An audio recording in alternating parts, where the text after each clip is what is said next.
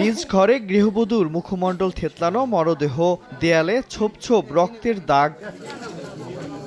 শুক্রবার সন্ধ্যায় বরগুনা সদর উপজেলার নলটনা ইউনিয়নের একটি ঘর থেকে আমলতাজ নামে গৃহবধূর মরদেহ উদ্ধার করে পুলিশ। স্বজনরা জানান, লোহার শাবল দিয়ে পিটিয়ে থেতলে হত্যা করা হয় ৩ সন্তানের জননীকে। এমন নৃশংস ঘটনায় হতবিহ্বল এলাকাবাসী। এই ডাইনেরটা এই আটটা ভাঙিয়ে এবার মোড়াইয়ে বট্টে থুইছে।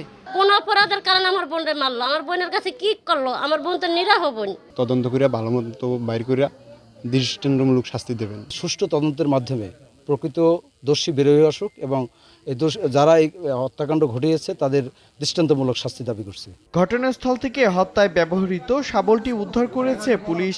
এর সাথে জড়িত যারা, তাদেরকে আমরা শনাক্তকরণের জন্য আমাদের পর্যালোচনা চলছে। আমরা আমাদের তদন্ত অব্যাহত রেখেছি। এদিকে শুক্রবার রাত 10টার দিকে বগুড়ার সারিয়াকান্দি ফুলবাড়ি বাজার এলাকায় জমি নিয়ে বিরোধে সংঘর্ষ হয়। ছুরিকাঘাতে নিহত হন কোচিং সেন্টার পরিচালক চয়ন রাজভর, আহত হন একজন। এ ঘটনায় সন্দেহভাজন দুজনকে আটক করেছে পুলিশ।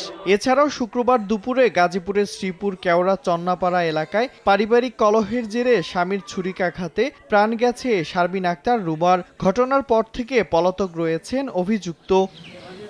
মিরন আহমেদ, সময় সংবাদ।